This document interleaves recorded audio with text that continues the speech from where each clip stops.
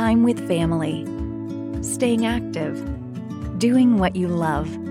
We understand how important it is to live your best life, even as times are changing. At Holzer, we strive to help every patient achieve their best health during every stage of life. With more options for care through in-person and virtual visits, we are dedicated to providing you with excellent care every time. Live your best life with Holzer.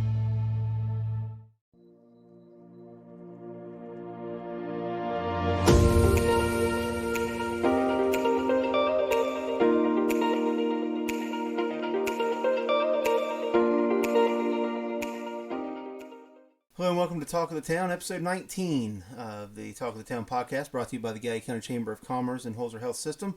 Josh Wellington, Executive Director of the Chamber of Commerce, and joining me today, Gallia County Engineer Brett Boothe. Brett, thanks for coming in. Hey, thank you for having me, Josh. So, a lot to talk about. You got a lot of things going on, and we're right in the middle of snow season, and I know you guys have been out working today and getting stuff done, and the second back-to-back storms, but before we get into that, I want to talk about, what led you to, and you and I mean, we went to high school together, college together. What led you to want to be a county engineer just to begin with? That's a good question. One of the things I wanted to get into, I was always, pretty good at math, physics, things like that in high school, and I was drawn to engineering, and specifically structural type engineering with bridges and dams and those type of things. And I knew that's what I wanted to do when I went to college, and went to High University in Athens and got my civil engineering degree, my minor in survey, and I wanted to be able to come back home. I wanted to work in Gallia County. I was born and raised here, and once I got my degrees, I just didn't have an opportunity to work, back in Gallia County. But I was able to land an opportunity with High Department of Transportation and got my licenses for engineering and surveying, and the opportunity arose, and I jumped at the opportunity to come back to Gallia County and be with my family and friends and people that I know and I've grown up with. So Your dad was my math teacher in high school. So did his being a math teacher, you say you were always good at math? Did that enhance your interest in the math side of it? Having an algebra teacher at the house. I tell you what, both of my teachers were educators. My mom taught she actually taught a stint at North Gallia, and then finished out the biggest part of her career at Hannah Trace Elementary, and she taught English. And I still am not necessarily the best speller to this day, but I love my mom to death. But my dad, I tell you what, he taught math. He was, both my parents, I had both of them in school, and they were both very good teachers. Definitely learned a lot from my father as well in math, and a lot of my drive as well. I know that we grew up on a farm and tobacco and cattle farm in Southeast Ohio, and I've always had that push, and I think it has a lot to do with my family, so my parents especially, so I can't say enough about them, so yeah. The engineer is a 4-year term, for those who don't know. What term are we on now? Well, this is actually my 14th year, so this would be my 4th term as county engineer. So, how much have things changed since that first year? Oh my gosh, tremendously. I can think when I first came in as county engineer, we were still doing time with a book ledger. We did not have a server. We had one email address for the whole office. I had more file cabinets than you could shake it. I don't know, maybe 25 file cabinets, and a lot of we needed to put a lot of a TLC in a lot of different places. But we're so much more automated than we were then, and we're a whole lot more efficient than we were then, and that's been a priority. We're trying to put all of our money on the roads. That's my number one priority. You talk about the technology, and full disclosure, those listening who don't know, I spent some time at the highway department years ago as well, and I'll never forget, everybody's got a cell phone in their pocket with the Weather Channel app, and in the office is running off that one server is a weather map monitor to see when the snow's coming, and everybody's sitting outside on the bench with their phone out watching the same radar for zero money. Zero money. We could have been weathermen, There you go. So a lot of people know, the snow and the ice and taking care of the roads in the wintertime, and they see your crews out ditching and things like that. But the highway department, the engineer's office, is responsible for a whole lot more than probably what most people can see. Yeah. They know that we have the township, county, and state levels, but there's sometimes some crossover on that as well. So if you could talk a little bit about kind of what some of the responsibilities that some people may not realize fall under that umbrella. So, yeah, I'm responsible for all of our county roads. That's 453 miles of road. And that's just the county roads, So I'm not responsible for, ODOT, I think, has about 200 miles of road. And the townships collectively have about 360 miles of road. I'm not over the township trustees. They are their own governing body. So they are specifically over their roads. I'm not over them. However, not only am I over the roads that are considered county roads, I'm also over county bridges. Now, county bridges is any structure 10 foot or greater that's on a county road or on a township road. So townships are responsible for the road, but I'm responsible for the bridges on their road and the county and the bridges and roads that are county roads. So it's a little bit confusing there, but yeah, that's my experience. So, we do everything from guardrail to signs to striping to ditching to cutting, mowing, cutting brush back, spraying brush, grading gravel roads, chip and seal, paving. We do a lot of bridge maintenance. Matter of fact, we do most of our bridge maintenance in-house. And, we got a really good crew. I mean, I've got a tremendous group of people, both in the engineer's office and highway department. And they come to work, ready to work. They bust their hind end. And just, I can't say enough about the people that really make me look good in this position. But they do so much on the roadways.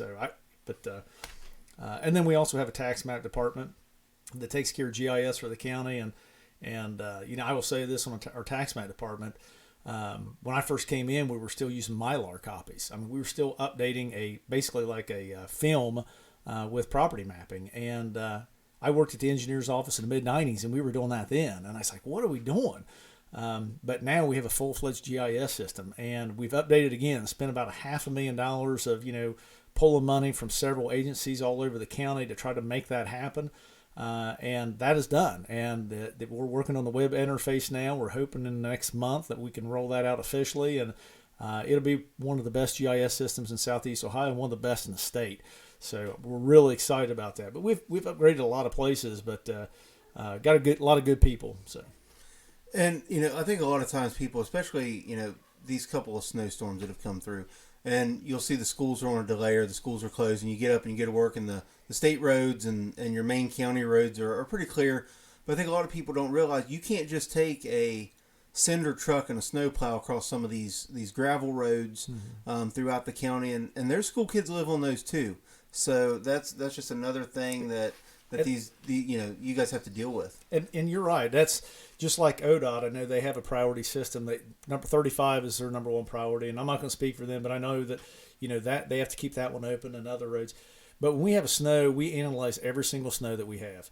Now we have 14 snow and ice routes, and our operators are snow warriors as well, and it doesn't matter what time. If they get up at 2-3 o'clock in the morning, we call them in, or they work all night. I mean, they do what they have to keep the roads open and let people get to school, and kids get to school and people get to business. Even though I know the way it used to be, all the schools had 5 calamity days, and everybody liked those first 5. Yeah. And then after that, they didn't want them. They want to be able to go to work because they don't want to lose their summer. And I understand that. We want everybody to go to work. But on the snow and ice side, if it looks like we're only going to get a skiff, an inch and a half, something like that, we'll treat the hard surface roads. If it looks like we're going to get more than that, like we did 2 snows ago where we got, 8 or 9 inches, we kept plowing until we get everything off, and then we start treating. Now, we have to treat and plow out the hard surface roads first because people typically, there's more volume and people are driving faster on hard surface roads. And then we'll turn our attention as soon as that's done to these stone roads, and we'll plow them off if they got very many inches. If they've only got an inch or so, most of the time the stone will stick up and people still have traction, on those stone roads. But there is a method to the madness. Just, I look at these guys and people don't, they don't realize, these guys on a normal, it could be, if it's a Wednesday, they've worked all day, they're getting out of there 3:30, 4 o'clock, go home, get some food, try to get a little bit of sleep. If the snow's coming and you have to call them out at 2, 3 in the morning, they're going in then and they're working clear through their normal shift again and possibly after that to make sure they can get absolutely as much work done. And they did, like I told you before we started recording, these last couple of snows, they've done a tremendous job on keeping things clear and making them, everything accessible. And I know people sometimes get frustrated, but you can only go as fast as you can go. And you talk about 400 and some miles. That's when it comes to plowing, you have to double that. Yep. You're talking lane miles at that point because you got to go out, then you got to come back. That's right. So you're taking care of 900 odd miles of lanes. So a lot of work to be done, and I know a lot of those guys out there that were there when I was there, and they're dedicated to their craft, and it's not a stress-free gig by any means when you're out there, and the strobe lights going, and you can't, power lines, you got to make sure somebody didn't run a low-hanging power line to their barn to keep a space heater on their animal warm or something, so you don't want to rip that out. And look, these trucks aren't four-wheel drive, all-wheel drive vehicles. You've got a snowplow on the front, you got a bed full of material, and I'll never forget my route was, I would go out Lincoln Pike and up and have to go down the big Hannah Trace Hill back towards 775, and that's no fun. Because, all it takes is one time for that thing to let loose, and you're at the mercy of wherever you're going. So, yes, like a lot of when we get some of these bad snows, and you're working 16 hours straight, and then you're off for 8 hours, and then you got to be back there the next day to start, 8 hours later, and we're back at it treating it again. And I tell you what, when it's late and it's middle of the night, you've worked all day and you've worked multiple days, say, of overtime, and it's 1 o'clock in the morning and your eyes are red, you're tired, but you got to push through this stuff. It's pitch black outside, and it's snowing, real hard, and road's covered, and it's hard to tell exactly where the road is, and then somebody bright lights you when they go by. Oh, yeah.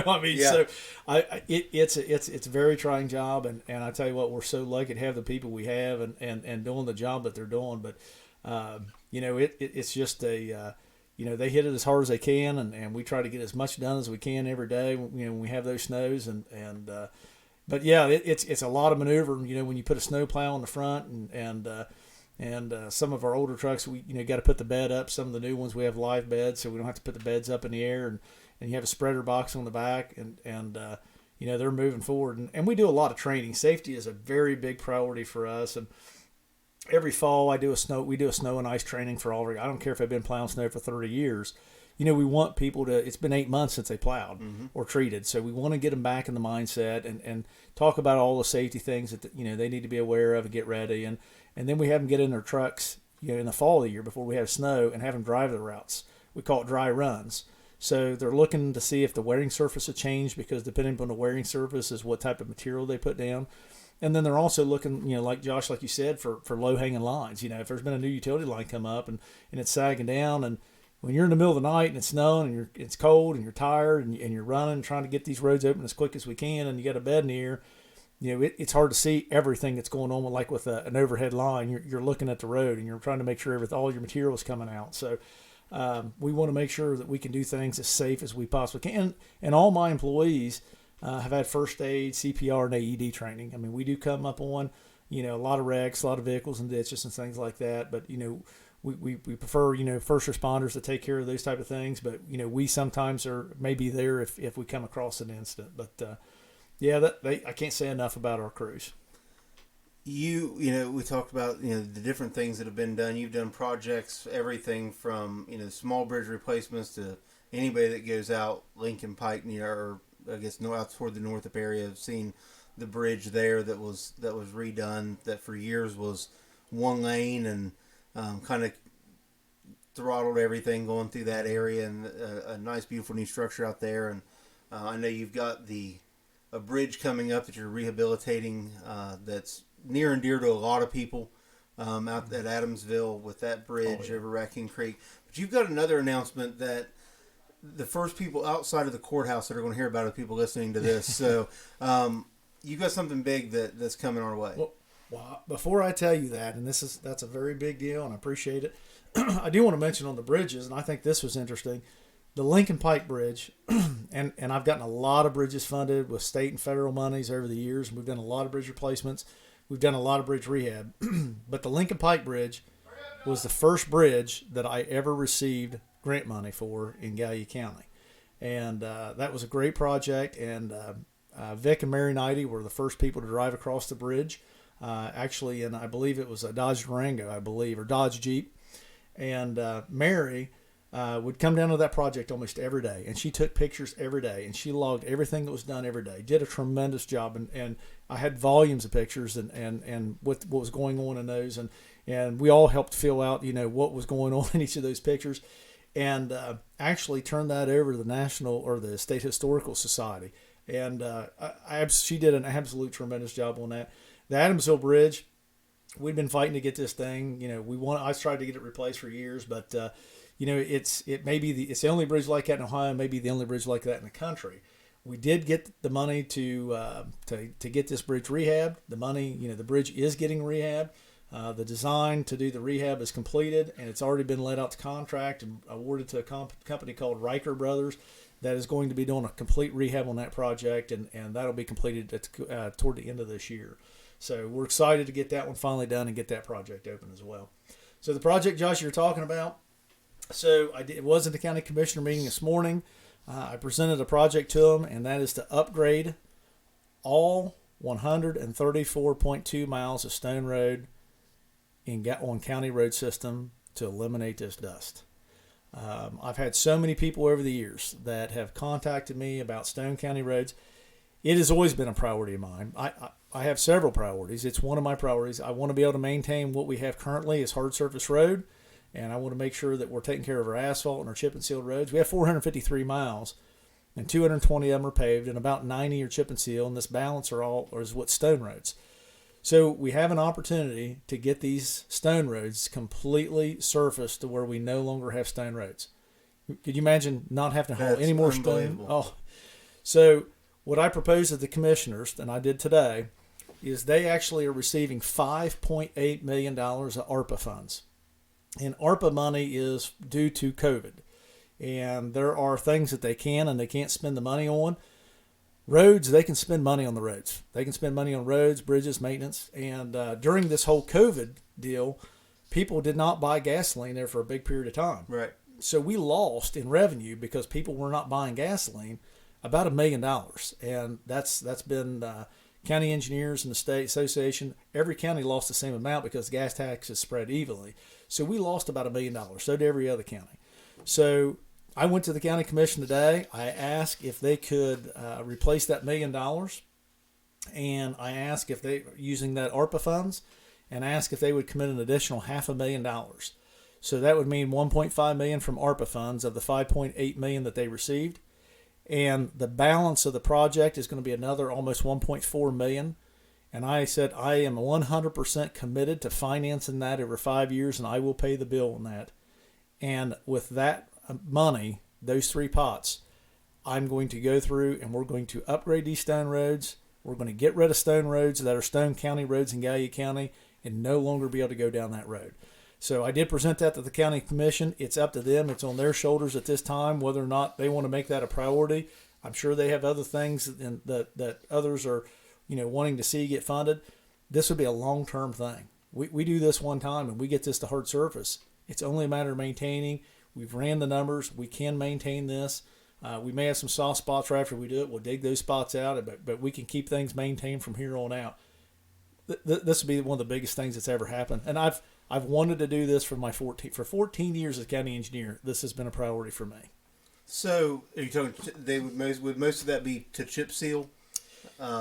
When you're talking hard surface, it would be chip seal. Yep. We'd of course prep the roads and prime them. Right. Shoot down prime liquid on everything first, and then come back through and we chip seal the road. So that's a game changer. Oh my goodness. And when you talk about outlying areas, you start getting down into the southern part of the county, the western part of the county, northern part of the county. It's all the way around. There's a lot, and a lot of people may not realize because they don't travel. Especially if you didn't maybe grow up here and know the shortcut to get from here to there. Yep. And there's gravel roads everywhere, and to be able to take care of that, the amount of money I think you would save on just stone purchase that you're putting on these roads throughout the year just to you put stone on them, it doesn't stay there forever. You're right. I know when we're grading roads, and I have 4 road graders, we're grading what? 3, 4, 5, 6 times a year. We'll definitely do one at the end of the year, right before the leaves fall, to pull the ditches out, before all the leaves, and we don't have that mess on the road. And then springtime, we're constantly putting stone to them. You got, I can grade the road today, and within 3 or 4 days, depending upon the traffic going up a hill, we got washboarding, we got to come back and hit it again. So, it can be many times that we're hitting these roads, and I know my stone bill per year, I'm spending somewhere around close to about $500,000 a year just on stone. dust control, putting it in front of houses. I mean, we're probably spending just on the county system about $60,000 a year. So, I mean, when you look at the amount of money we're spending there, it is a pretty good chunk of money. There's no way we could come up with all that with our funds without taking away money from the hard surface, what we've set aside for hard surface roads that are existing. Because by doing it this way, I'm not taking any money or any grant money we've been going after in the past away from the existing hard surface roads that we want to maintain them at the same level of service that we've already been maintaining. Right. Nobody's going to take a hit. And how we're paying this loan back is we're going to take what we've been spending for stone and dust control each year, and that's the money we're going to be able to free up to help pay this loan down over that 5-year period. Gotcha. So, this isn't any money coming from County Commission General Fund, but again, it's up to the County Commission if they want to come up with that first portion using those ARPA funds. And then I, as county engineer, am 100% committed to doing this other 5-year loan where I can come up with the match money to make this project a reality. And this is a project that benefits everybody in Gallia County. 134.2 miles of county road in Gallia County.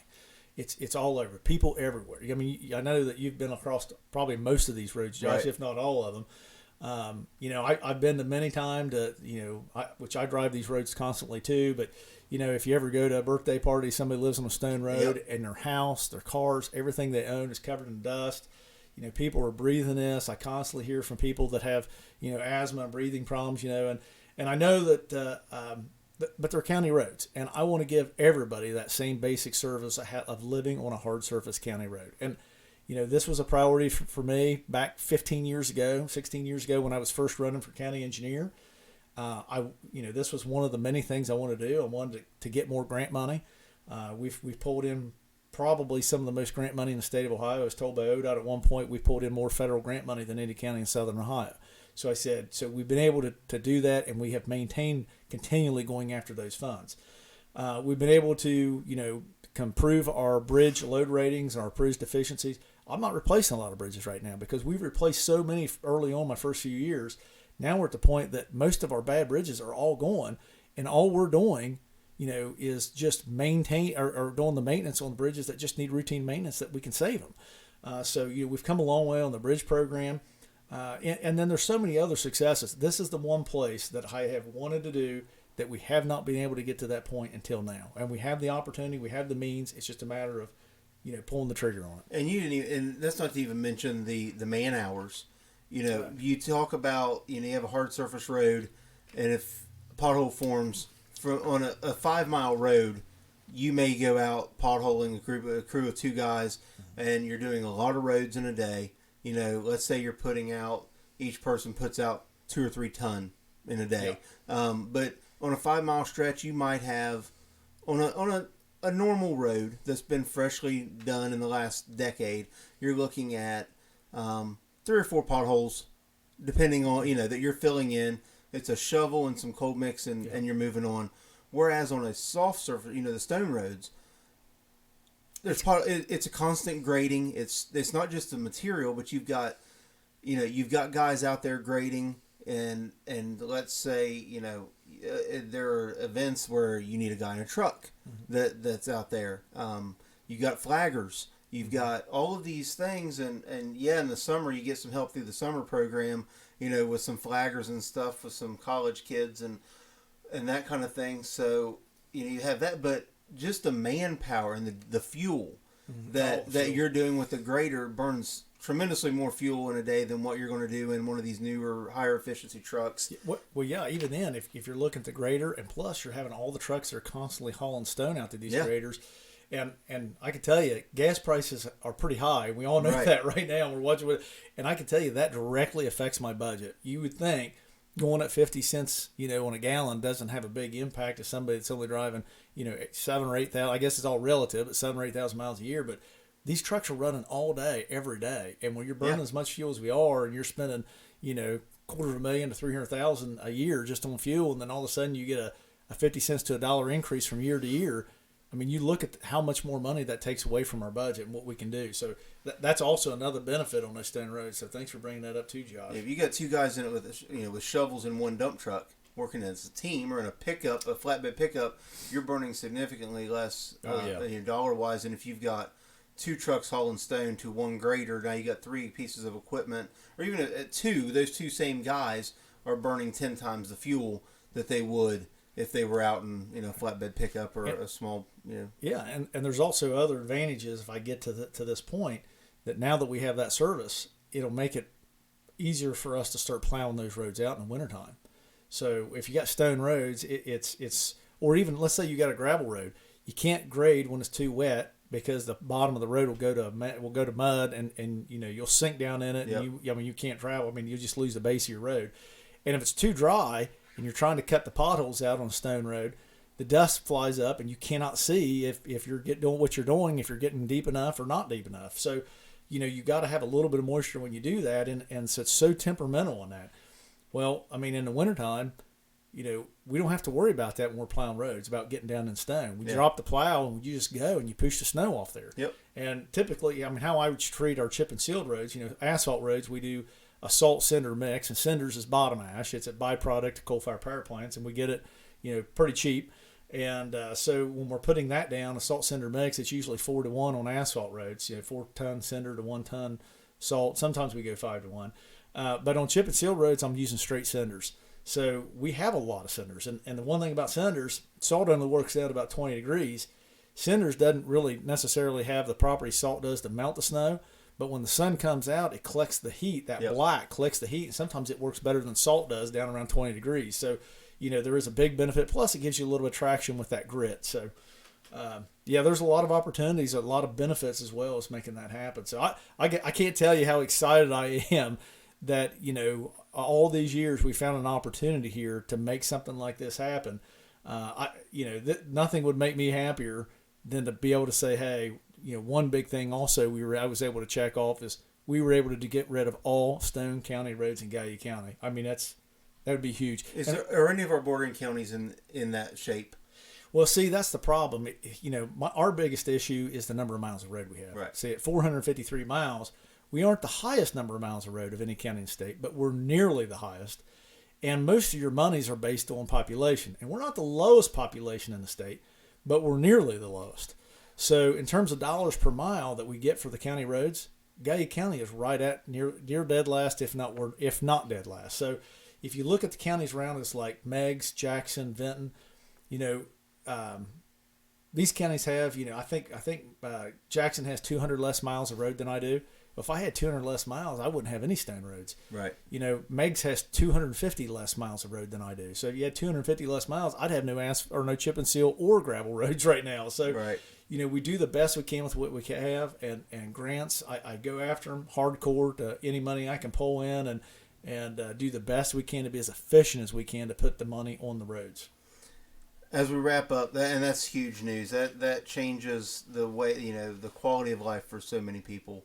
If people listening have questions, they want to learn more about this, or they have any concerns about, maybe they have something going on in their neck of the woods that they want to see addressed, how can they best get a hold of you or reach out? Yeah, my door is always open. So, for anybody has any questions, I'm not just a county engineer for the county roads. I'm the county engineer for everybody in this county. So, anything that I can do to help out in any way, I'll be more than happy. My door is always open. They can call me at the engineer's office. My number is 740-446-4009, extension 1. Or feel free to stop by at the engineer's office anytime.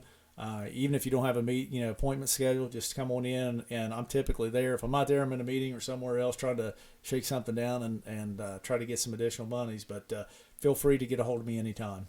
Brett, we appreciate you coming by and letting everybody know about this announcement. And if we can be of any help here at the chamber, whether it's getting the word out, things like that, you let us know, and we're right there for you. Don't forget you can listen to the Talk of Town podcast every Sunday morning during the 8 o'clock hour on WJEH-FM 93.1. Tune in next week, and we'll have our 20th episode of the Talk of the Town. Until then, thanks for listening.